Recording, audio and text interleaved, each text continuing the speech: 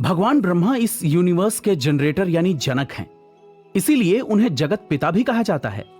उन्हें सारे वेदों और पुराणों की नॉलेज है। वो एक ऐसे देवता हैं जिन्होंने कभी किसी पर हथियार नहीं उठाए, लेकिन उनका बनाया हथियार दुनिया का सुपर पावरफुल हथियार है। देवी देवताओं के अस्त्रों और शस्त्रों में अगर हमने किसी अस्त्र का सबसे ज्यादा नाम सुना है तो वो है ब्रह्मास्त्र। महाभारत और रामायण जैसे टीवी सीरियल के जरिए हमें ब्रह्मास्त्र के बारे में जानने का मौका मिला कि यह किस तरह का हथियार होता था और किस तरह से चलाया जाता था। लेकिन यहां सबसे बड़ा सवाल यह उठता है कि जिस यूनिवर्स को भगवान ब्रह्मा ने बहुत ही प्यार और खूबसूरती के साथ बनाया था, तो उन्हें ऐसी क्या जरूरत हुई कि वो ऐसा अस्त्र बनाने पर मजबूर हुए जो उनकी बनाई इस सुंदर रचना को खत्म कर सकता था। तो चलिए दोस्तों, आपको इसके पीछे की वजह बताते हैं। जब भगवान ब्रह्मा ने यह दुनिया बनाई थी तो उस समय इंसान, गंधर्व, राक्षस और देवता सभी इस धरती पर थे। देवताओं को स्वर्ग मिला और राक्षसों को पाताल लोक और इंसानों को रहने के लिए यह ब्यूटीफुल धरती। लेकिन राक्षस पाताल लोक भेजे जाने से खुश नहीं थे। पाताल लोक के बारे में कहा जाता है कि वो सुंदर नहीं था, वहां सिर्फ अंधेरा था। इसलिए उन राक्षसों ने इंसानों और देवताओं के बीच अपना टेरर फैलाना शुरू कर दिया।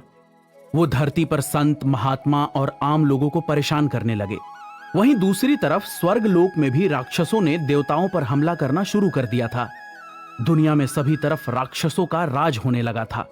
यहां तक कि स्वर्ग पर भी वो अपना अधिकार समझने लगे थे। तब इंद्र समेत सारे देवता भगवान ब्रह्मा जी के पास पहुंचे। उन्होंने भगवान ब्रह्मा से कहा कि वो उन्हें इन राक्षसों से बचाए। तब भगवान ब्रह्मा ने एक ऐसा अस्त्र बनाया जो बहुत ज्यादा पावरफुल था। इसे ब्रह्मास्त्र कहा गया। यह कई होली मंत्राज और स्पिरिचुअल पावर से बनाया गया था।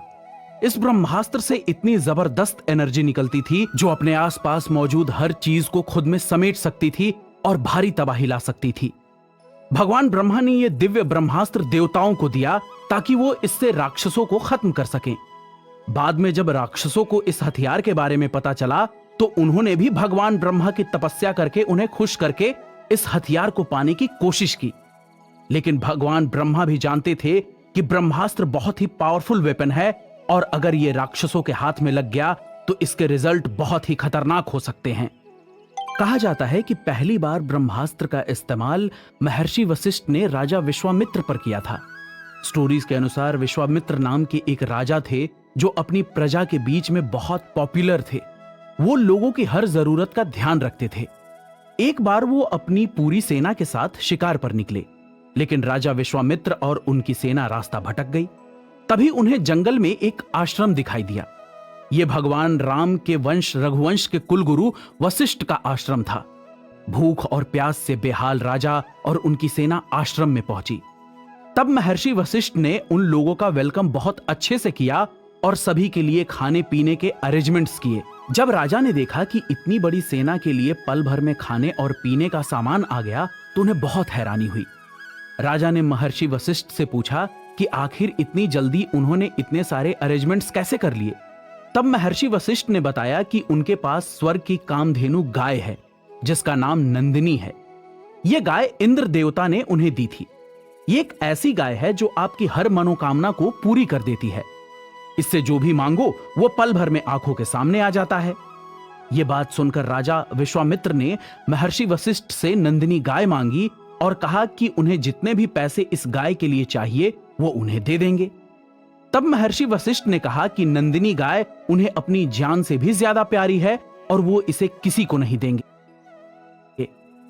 तब राजा विश्वामित्र ने नंदिनी गाय को फोर्सफुली ले जाने की कोशिश करने लगे। इस पर महर्षि वशिष्ठ को गुस्सा आ गया और राजा विश्वामित्र के साथ जंग छिड़ गई। महर्षि वशिष्ठ ने राजा विश्वामित्र के एक बेटे को छोड़कर बाकी सभी बेटों को अपने श्राप से भस्म कर दिया। अपनी हार मानकर गुस्से में विश्वामित्र वहां से लौट गए और बदले की आग में जलने लगे। उन्होंने कई सालों तक भगवान शिव की तपस्या की और फिर एक दिव्य अस्त्र हासिल किया। उसी अस्त्र से वो महर्षि वशिष्ठ को मारने पहुंचे। तब गुरु वशिष्ठ ने गुस्से में आकर अपना ब्रह्मास्त्र निकाल लिया। ब्रह्मास्त्र बाहर आते ही चारों तरफ हाहाकार मच गया। स्वर्ग से लेकर पाताल तक पूरी धरती हिल गई। तब देवताओं ने महर्षि वशिष्ठ से रिक्वेस्ट की कि वो अपना ब्रह्मास्त्र वापस ले लें। क्योंकि अगर ये ब्रह्मास्त्र चल गया तो पूरी दुनिया तबाह हो जाएगी। देवताओं के रिक्वेस्ट पर इस दुनिया को बचाने के लिए महर्षि वशिष्ठ ने अपना ब्रह्मास्त्र वापस ले लिया था। रामायण युग में ब्रह्मास्त्र भगवान राम और लक्ष्मण के साथ साथ रावण और उनके बेटे मेघनाद के पास भी था। रावण ने ब्रह्मास्त्र को पाने के लिए कई 100 सालों तक भगवान ब्रह्मा की तपस्या की थी, तब उसे यह ब्रह्मास्त्र हासिल हुआ था। कहा जाता है कि जब भगवान राम ने माता सीता को वापस लाने के लिए रावण की लंका पर हमला कर दिया था, तब राम और रावण के बीच कई दिनों तक युद्ध चला था। भगवान राम के छोटे भाई लक्ष्मण ने रावण के बेटे मेघनाद पर ब्रह्मास्त्र को चलाने की कोशिश की थी, लेकिन भगवान राम ने उन्हें रोक दिया था, क्योंकि भगवान राम ब्रह्मास्त्र के अंजाम को जानते थे। उन्हें पता था कि इसके चलने से सिर्फ मेघनाद ही नहीं बल्कि पूरी लंका ही खत्म हो जाएगी, जिसमें कई बेकसूर लोग मारे जाएंगे, और भगवान राम ऐसा बिल्कुल नहीं चाहते थे। ये तो आप सभी जानते हैं कि महर्षि वेदव्यास ने महाभारत की कहानी लिखी थी। वो महाभारत की सभी घटनाओं के विटनेस रहे थे। महाभारत में महर्षि वेदव्यास ने ब्रह्मास्त्र के बारे में पूरी डिटेल में लिखा है। इसमें कहा गया है कि अगर एक बार ब्रह्मास्त्र को छोड़ दिया गया तो चारों तरफ आग का गुबार फूटने लगता है। ब्रह्मास्त्र से ऐसी एटॉमिक एनर्जी निकलती है जो अपने चपेट में आई हर चीज को कुछ ही मिनटों में राख में बदल देती है। वहां का टेम्परेचर इतना ज्यादा बढ़ जाता है कि फिर चाहे वो इंसान हो, जानवर हो या फिर पेड़ पौधे, कुछ भी नहीं बचता था। जिस जगह पर ब्रह्मास्त्र छोड़ा जाता था वो जगह पूरी तरह से बंजर बन जाती थी।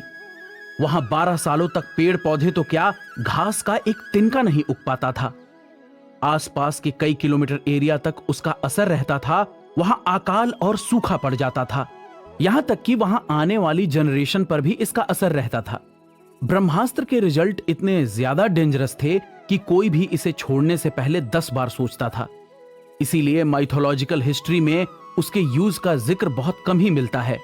ब्रह्मास्त्र की पावर की तुलना आज के न्यूक्लियर बॉम्ब के साथ किया जा सकता है।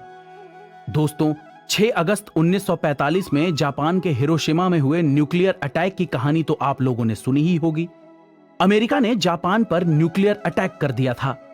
न्यूक्लियर अटैक का रिजल्ट बिल्कुल वैसा ही था जैसा हजारों साल पहले वेद व्यास ने अपने महाकाव्य महाभारत में लिखा था कि ब्रह्मास्त्र को चलाने से क्या क्या हो सकता है। हजारों साल बाद किए गए न्यूक्लियर बॉम्ब अटैक के रिजल्ट्स बिल्कुल वैसे ही थे जैसे कि महाभारत में लिखा हुआ था। जापान के हिरोशिमा में 12 सालों तक वहां के लोगों पर ब्लास्ट का असर रहा था, यहां तक कि 77 साल बाद भी लोग उस हमले से उभर नहीं पाए हैं। अगर हम साइंटिफिक पर्सपेक्टिव की बात करें तो फॉरेन साइंटिस्ट ने ब्रह्मास्त्र पर काफी रिसर्च की थी। साइंटिस्ट जे रॉबर्ट ओपनहाइमर ने होली बुक्स गीता और महाभारत की डीप स्टडी की थी। उन्होंने अपने फेमस न्यूक्लियर मैनहट्टन प्रोजेक्ट के टेस्ट साइट का नाम रखा था ट्रिनिटी। साल 1945 में हुई इस रिसर्च में उन्होंने कई फैक्ट चेक किए थे, जिसमें उन्होंने ये बात मानी है कि महाभारत में किसी एटॉमिक बॉम्ब जैसे पावरफुल वेपन का यूज हुआ था। यूनिवर्स का जिस तरह का डिस्क्रिप्शन महाभारत में दिया गया है, रियलिटी में किसी न्यूक्लियर बॉम्ब का असर बिल्कुल वैसा ही होता है। भगवान ब्रह्मा के सबसे बड़े अस्त्र ब्रह्मास्त्र में कितनी पावर थी ये तो आप समझ ही गए होंगे, लेकिन भगवान ब्रह्मा के बनाए गए डेंजरस वेपन्स की लिस्ट बहुत लंबी है। ब्रह्मा जी ने ब्रह्मास्त्र से भी ज्यादा खतरनाक अस्त्र बनाया था जिसका नाम था ब्रह्मशिरा अस्त्र। क्या था ये ब्रह्मशिरा अस्त्र? क्या इसकी पावर ब्रह्मास्त्र की तरह थी या ये किसी और तरह से काम करता था?